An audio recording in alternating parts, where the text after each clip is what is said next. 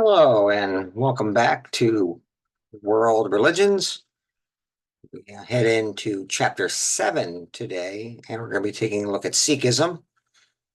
There are approximately 25 million Sikhs in the world today, and so by virtue of its size alone, Sikhism is among the major religions of the world. Theologically, Sikhism's intermixing of concepts that are common to some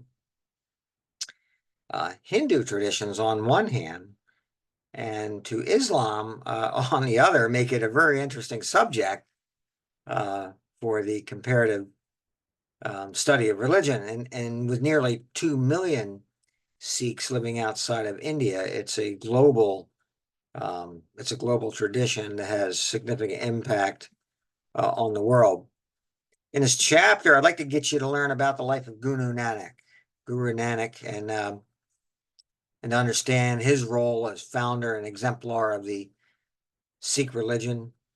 Hopefully you can will understand the main features of Sikh theology and teachings about the human condition and quest for spiritual liberation. I'd like for you to become familiar with the history of the Sikh tradition from its origin to the present day, with special attention to the 10 historical gurus and their most significant accomplishments. Probably going to focus on 2 or 3 of them, actually, as I'm thinking about this, and to learn about the origins and nature of the Khalsa and to recognize its significance for providing Sikhism with ideals for proper living. And finally, I'd like to get you to consider Sikh devotional practices and ritual life. Now, the term Sikh is derived from an ancient Sanskrit term meaning disciple.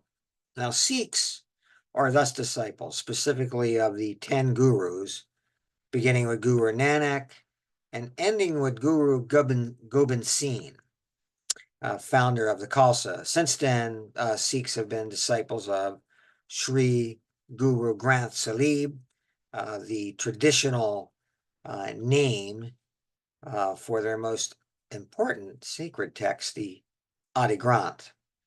Now, Nanak was born in 1469 AD in a small village near Lahore. According to tradition, Nanak became recognized as a spiritual leader early in his life. When he was about 30 years old, he experienced a revelation of God who told him to rejoice in my name. I'm quoting now, rejoice in my name and teach others to do so, end quote. Now, Guru Nanak spent the next 20 years traveling and teaching until about the age of 50. He built a new settlement called Kartarpur, which is now what we know as Pakistan. Here, he and his followers formed the first Sikh community, or a panth, and instituted a lifestyle that has characterized Sikhism to this day. And then he died in 1539, 20 years later. Now, compiled by Guru Arjan in 1603, 1604, the Adi Granth contains the works of his 4 predecessor gurus, along with his own hymns and various works by poets. Through the centuries, the Adi Granth has occupied a place in Sikhism, whereas the gurus were once the authorities on religious matters. Now the Sikhs consult the Adi Granth. Some other texts that most Sikhs would classify as scripture would include the Dasam Granth and the Rohit, which contains the ideals of the Khalsa that dictate the proper way to live. Now, Sikhism is a religious path to spiritual liberation, or, quote, release from samsara. Remember, we've talked about this a couple times in previous chapters, the cycle of death and rebirth through devotional praise of God. Theologically, the Sikhs are strict monotheists. God is believed to dwell within nature and within human beings, and thus is eminent, personal, and approachable through loving devotion. Human beings, however, are beset by homa, or self-reliance or pride, and are inclined to be self-centered. The quest for spiritual liberation is a constant struggle between homa and the call to live in accordance with the will of God, who plays an essential role in determining the outcome of this struggle. So God is eminent in creation through hukam, the divine order, and it's through hukam, together with God and his grace, that God asserts the divine will and communicates truth. Now, having received God's grace, the task is to respond in loving devotion through meditation on the nature of God. Spiritual liberation, or mukti, the ultimate objective of the religious path, brings about the eternal, infinitely blissful state of being in the presence of God. Now, the teachings of the Khalsa, as set forth in the Rohit, include a requirement to don the 5 Ks, each one symbolizing Sikh identity and loyalty to the Panth. Uncut hair, a small comb worn in the hair, a steel wristlet, a sword, and a pair of shorts tied with a drawstring. Guru Nanak has remained the most important of the gurus, of the Sikhs. All of them contributed significantly to the religion, but as far as I'm concerned, 2 here are going to get special attention. Arjan, the 5th guru from 1501 to 1606, and Gobind Singh, the 10th guru from 1675 to 1708.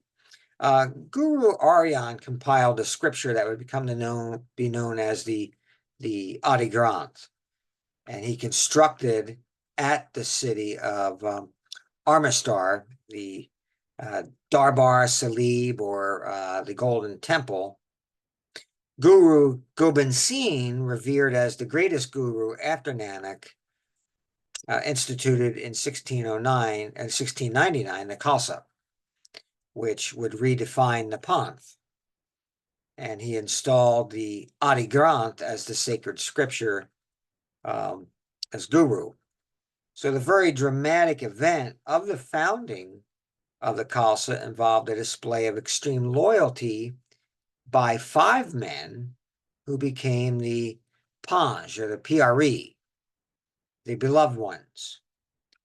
Before dying in 1708, Guru Gobind Singh is said to have declared that his successor guru was not to be another individual, but rather the Adi Granth. Over the centuries, the Punjab has tended to be a volatile region, marked by political strife from 1792 to 1849. However, the Sikh community thrived as a sovereign kingdom. When India gained independence from the British in 1947, most Sikhs living in the western region migrated eastward, favoring the Hindu-dominated India over the Muslim-dominated Pakistan. This has become known as as Kashmir, a highly contested area today between Pakistan and India. In recent times, a new nationalist movement for independence called the Khalistan has involved the Sikhs in conflict, and the most violent tragedy was taking place in 1984, with the bloody occupation of Sikh holy sites, most notably the Darbar Sahib, by Indian forces. And this led to the assassination of Indian Prime Minister Indira Gandhi by 2 of her Sikh bodyguards on October 31st, 1984. Today, the Khalistan movement is not nearly so prevalent as it was in the 1980s. The fact that in 2004, a Sikh, Manmohan Singh, was the first to become India's prime minister, hopefully signals a new degree of assimilation of Sikhism within Indian society, or, perhaps signals that. So Sikhism is a way of life. Guru Nanak emphasized the importance of non samaram, the resemblance of the name. It's otherwise what it's known as. And this can be done simply by repeating one of the names used to refer to God, or through kirtan, the singing of hymns. A third form involves meditation practices designed to contemplate the divine name and ultimately to bring one into harmony with God. Daily prayers are also another form of devotional practices that can and should be done by every Sikh. Daily devotional practices take place at home or at the Gurdwara, a Sikh house of worship. Any building that contains a copy of the Adi Granth is technically speaking a Gurdwara, and there is at least one in virtually every village in the Punjab. Most every Gurdwara has within it a community kitchen called the Langar, where Sikhs gather at various times to share in the preparation and consumption of a meal. Important Sikh rituals of the life cycle include the birth and naming of a child, the ceremonial tying of a boy's first turban, marriage, which is arranged by parents, and the funeral, which centers around the process of cremation. Three guiding principles of Sikh life are worship, work, and charity. And Sikhs have earned a reputation for helping to improve their communities. With regard to the place and role of women in the tradition, while Sikhism has, through the centuries, maintained ideals of gender equality, when it comes to the most important issues of spiritual liberation, the tradition has been quite patriarchal, right? With positions of institutional power occupied by men. So there you have it, Chapter 7, Sikhism, accompanied with your reading assignments.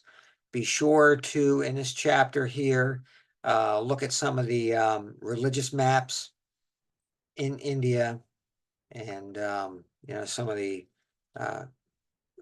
extra photos not included in your reading sections. I think it'll be, well, I know it'll be very helpful to the understanding of the material. So until next time, see you then. Bye-bye.